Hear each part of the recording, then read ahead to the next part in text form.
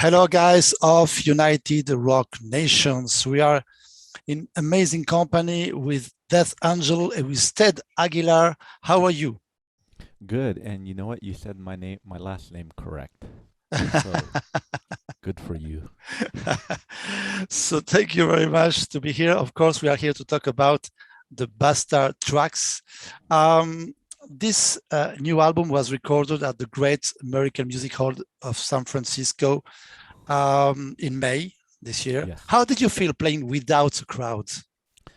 We've done it before. We've done it with our Christmas show in 2020 in December. It's different. Of course, when you play, especially with heavy music, or rock, heavy, or any type of music, when you play live, you have that energy exchange with the audience. They give you the energy, you give them back the energy. It's just something about it. But playing to cameras, just the camera crew and these cameras, it was strange and different, but it was okay because, you have to adapt to the landscape at the time because, there was no shows happening, there was no gathering. So, and, we had to do what we had to do. There was some people who, of course, the live stream was a big thing in the pandemic. So we just adjusted to that. And, we just did what we had to do. And I'm glad that we did it. And I'm glad that we recorded it. And I'm glad that we were able to have a product out of it. That's a good thing. So, Absolutely. but it was strange and it was different, but you just gotta learn to adjust. Absolutely.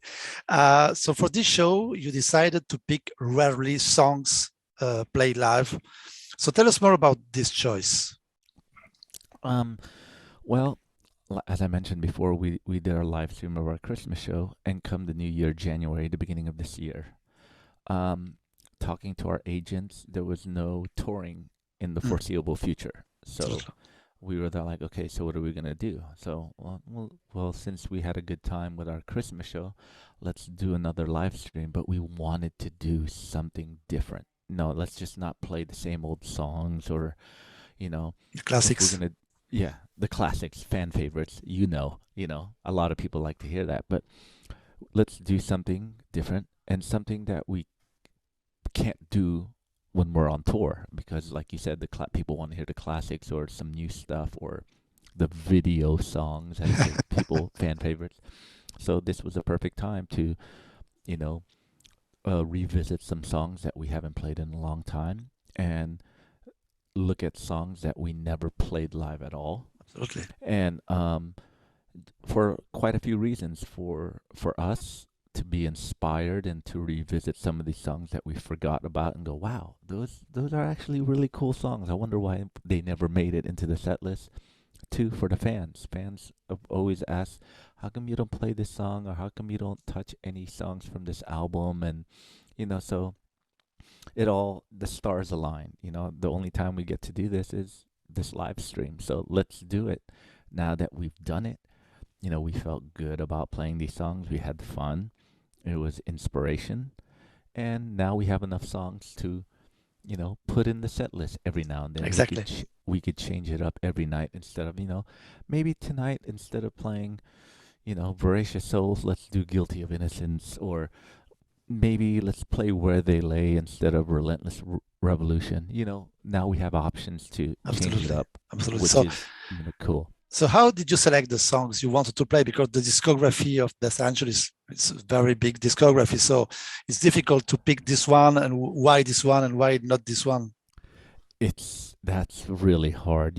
My initial plan is let's do 2 nights. So, but that got very costly, so we decided to do one. Normally, when we go out on tour and we play live, Rob writes the set list. He's really good at, okay, we have a new album, let's do this many songs, and he goes back. Exactly. What could we do? He's really good at putting together a set list. And uh, what made it challenging for him to put together the set list is he asked everyone in the band, "What song do you want to play?" And we gave him a whole list. He was like, "Oh man." I mean, so it's hard. So we figured, let's touch.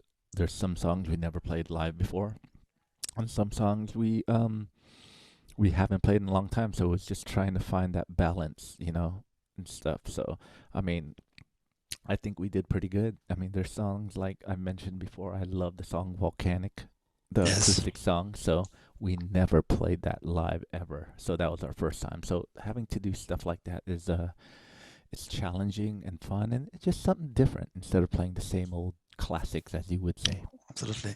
So, but there is no song from the album The Art of Dying. Yes, I know. I mean, we usually play Thrown to the Wolves.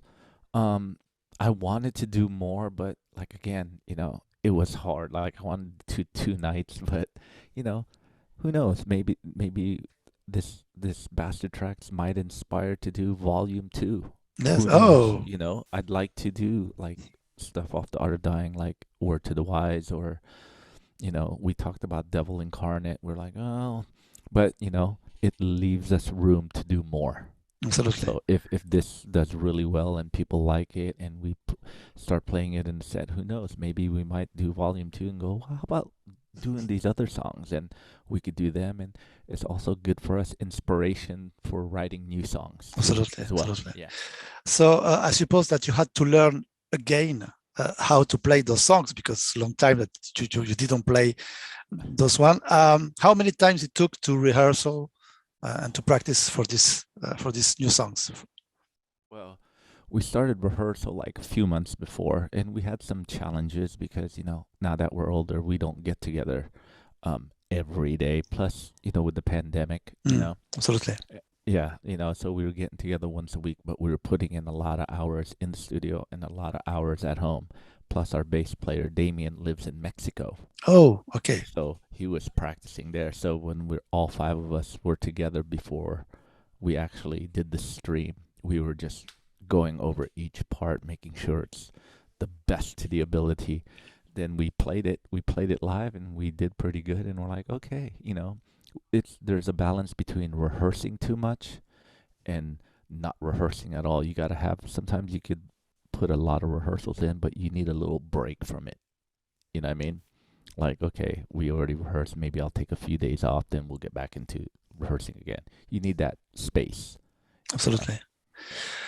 Um, it's not the first time that you play "Falling Off the Edge of the World," it's the Black Sabbath cover, and then you decide to play it again on this show. Tell us more for that Well, choice. it's considered a bastard track from Sabbath, because they're always playing what Heaven and Hell, Yes, Mob Rules, you know, paranoid. y- all the fan favorites. But Absolutely, you but they rarely played Falling Off the Edge of the World, and we absolutely. played that one, and that's probably one of our favorite bastard tracks from them. So it's fitting that it falls into our set of bastard tracks. Um, And plus, Mark does a good job with Dio. Absolutely. So, um, why you do this and or the organization are the oldest songs from the album. They had a punky feeling Yeah. on it. How it was to play those two songs different from the way you write songs today. Wow, that's a good question. Yeah, you're playing songs from the 80s, Exactly. a different time. Still great songs. I mean, those songs even when they were written and recorded back in the day, Death Angel was ahead of its time songwriting. So yeah, but that's a good question. Yeah, we write songs differently now. It's still Death Angel, but more matured. Having to go back and learn those songs for me as a fan, it just it just brings me back to a memory of being young and innocent. I remember listening to those songs going, oh, this is a really cool song. So I have a different view of those songs because I'm a fan, as to opposed to Rob and Mark, who wrote it and who recorded it Exactly. and toured with it. But for me, I'm glad, like the organization, why you do this, especially why you do this, because this lineup never played that song, and it's like representing Frolic Through the Park, and a lot of people who love Frolic, we get messages saying, "Oh, finally you played that instead of Bored, the classic Exactly. Bored."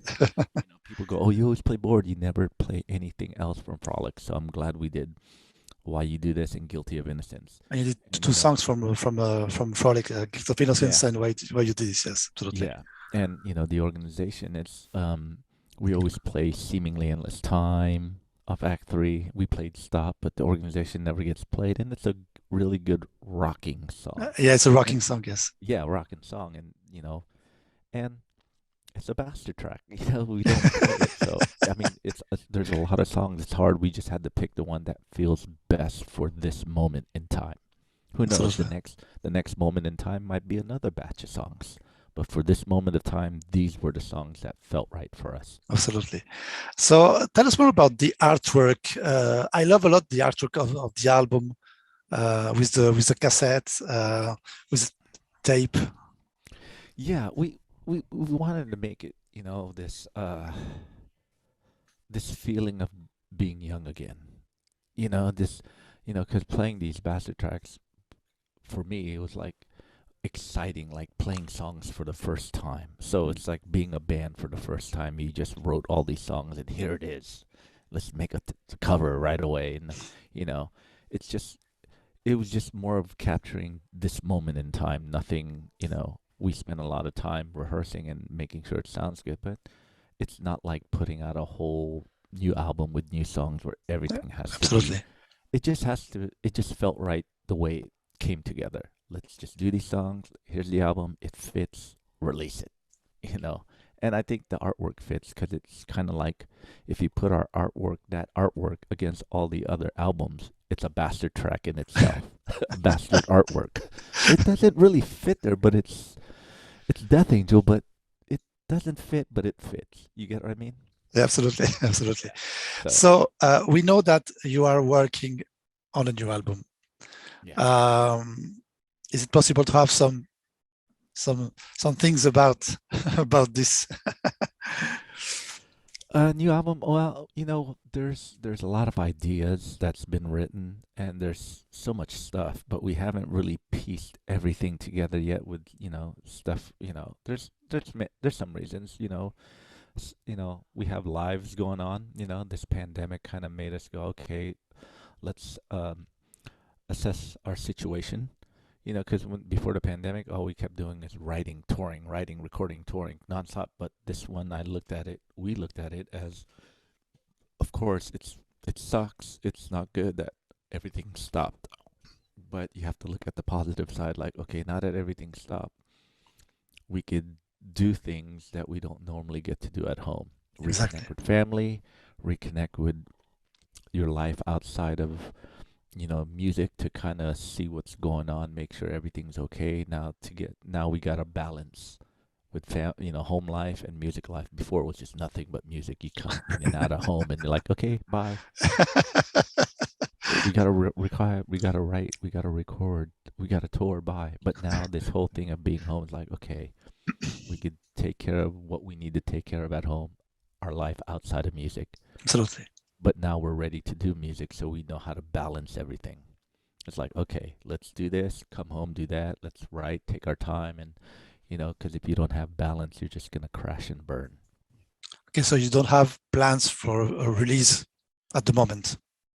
At the moment, no. We just want to, we have ideas. We want to this time take our time. We still have life. We still have life left from Humanicide. It's just like we have some touring next year, so from now until we start touring, we'll get together to put out together some songs and take it easy. We want to approach writing and recording differently. Before it's like write, record. Now it's like let's write. Let's listen to the music. Does it do better? Okay, let's make some changes before we just write and record. Absolutely. We didn't do any, changes. We didn't have time to live with it for a little bit. This time we want to be able to live with it. Like if Mark records something, let's just leave it, and maybe he might go, I want to change it.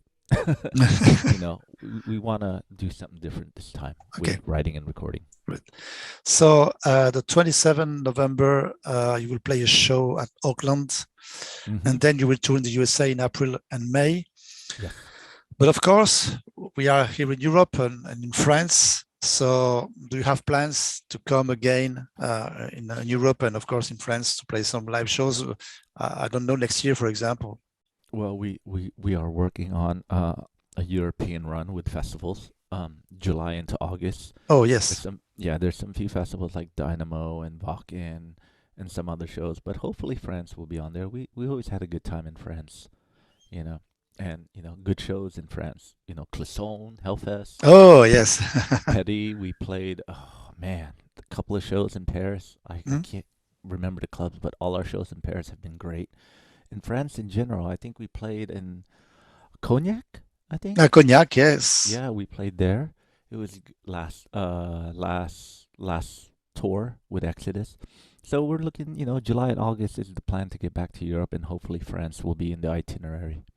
Okay, so thank you very much, Ted, for all the information about, of course, the Bastard tracks. It's a great album because Thank you. it's unusual to listen to those songs. So it's a That's why we great. wanted to do it, to have something different. And like you said, instead of putting the classics live, it's already on. There's stuff out there. The Bay Calls for Blood, and there's other stuff. But just to do something different for us and for the fans, so Absolutely. fans appreciate it. Like, wow, they played this. Hopefully, they'll play it live. If not, we have it on CD. Absolutely. So, Yeah. so thank you very much. We hope you the best for this new album, and of course, hope you to see you very soon here in France. Okay, Mark. Thank you. Thank you Have a very good one. much. Bye Okay. bye. Bye. Bye.